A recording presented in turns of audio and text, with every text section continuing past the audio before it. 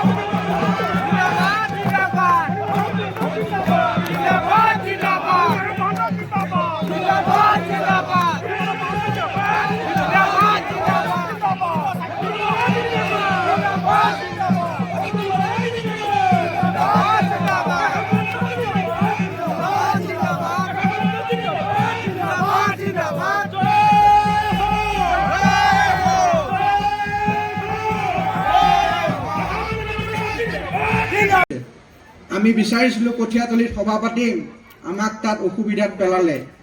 আমি কেতিয়াও বিচৰা নাই যে আমাৰ মিত্ৰ দলে তেনেকুৱা কৰিব, হয়তো কোনোবা দুষ্কৃতিকাৰীয়ে সেই কাম কৰিছে। আমাৰ বিশ্বাস আছে মিত্ৰ দলে তেনেকুৱা কাম নকৰে।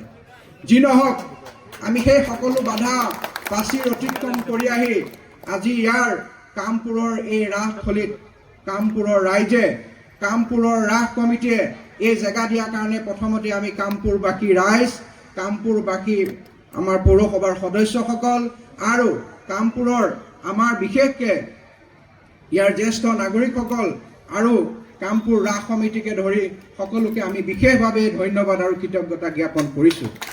কামপুৰ আঞ্চলিকৰ আমাৰ ৰাম বৰাকে প্ৰমুখ্য কৰি মালবিকা বৰা, ইয়াৰ সদস্যসকল আমাৰ যুৱ পৰিষদৰ ৰাহুল, শংকৰ, ঋষি যুগলকে ধৰি এওঁলোকে দিনে নিশাই, মই নাম ক'লে শেষ নহ'ব, সেইসকলে দিনে নিশাই কষ্ট কৰি এই সভাখন সফল কৰি তুলিছে।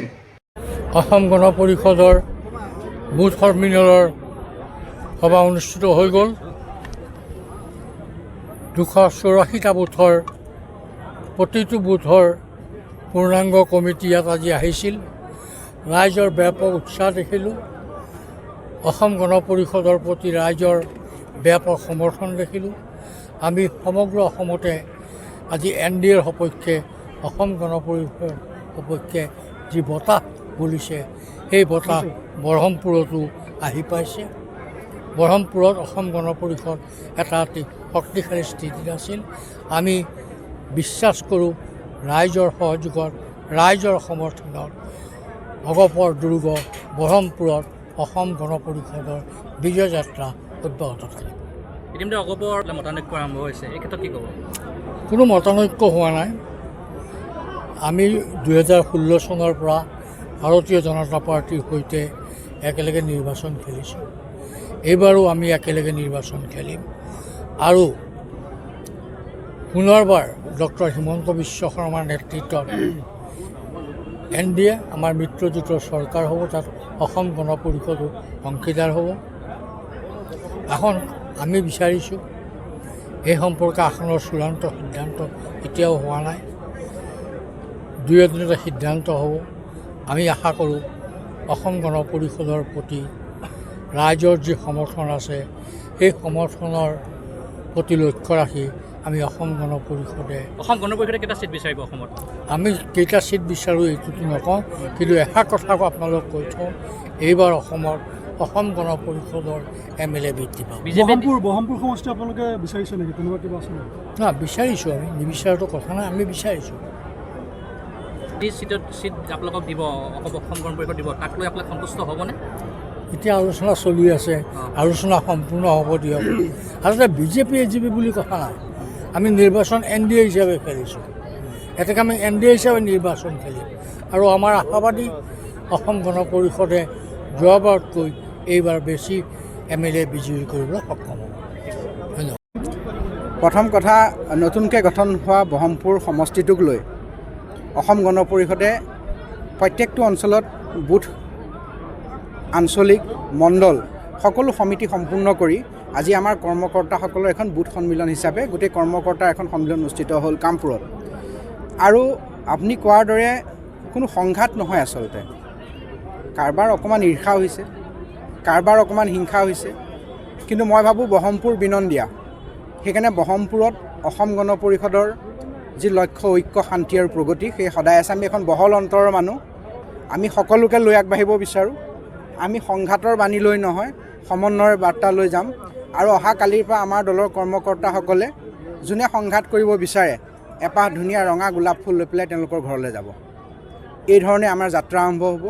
আমাৰ সাংগঠনিক কৰ্মসূচী সমাপন হৈছে।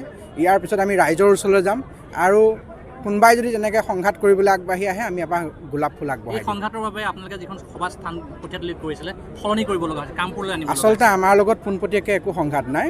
গোটেই কথাখিনিত কিছু বিধি পথালি দিছিল, আপোনালোকে দেখিছে। আৰু আমি ভাবোঁ যে মিত্ৰজোঁটত থাকি পেলাই এইটো কৰাটো সম্ভৱ নহয়। কোনোবা হয়তো দুষ্কৃতিকাৰীক কোনোবাই লগাই দিছে, তেওঁলোকেই কৰিছে। আৰু আমি জানে যে আমি NDA হিচাপে আছোঁ, মিত্ৰজোঁট আমি শক্তিশালী কৰিব বিচাৰোঁ। কিন্তু আমি নিজৰ ভৰিৰ তলৰ মাটি আমি নিজে ৰক্ষা কৰিব লাগিব, আমাক তো আৰু কোনো বনাই নিদিয়ে।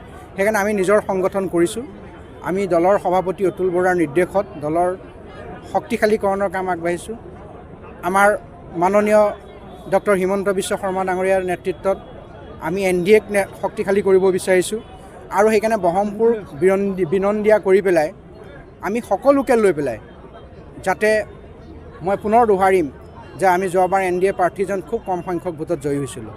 এইবাৰ NDA প্ৰাৰ্থী যোনেই নহওক, অন্ততঃ 50,000 ভোটৰ ব্যৱধানত যদি জয়ী হয়, সেইকাৰণে আমাৰ এই সাংগঠনিক কুচকাপ আছে। মই এটা সুধিছোঁ, যদিও সুধিবলগীয়া নহয় চাগে, তথাপিও সুধিছোঁ, যদি কিবা কাৰণত আপোনালোকে আগৰ পৰা বিচৰা ধৰণে যদি বহমপুৰ সমষ্টি নিদিয়ে, বিকল্প চিন্তা থাকিলে নাই? প্ৰথম কথা, আমি মিত্ৰতাত আশাবাদী। আমি মিত্ৰতাত ইমানলৈকে আশাবাদী যে বহমপুৰ সমষ্টিটো যিহেতু 7টা টাৰ্ম 35 বছৰ অসম গণ পৰিষদৰ হাতত আছিলে, দলটোৰ জাতীয়তাবাদী ৰাইজক সন্মান জনাই সমষ্টিটো উভতাই দিয়া হ'ব। আৰু দলে যি সিদ্ধান্তই লয়, আমি দলটোৰ এগৰাকী কৰ্ম হিচাপে সেই সিদ্ধান্ত সময়ত মানি চলিম।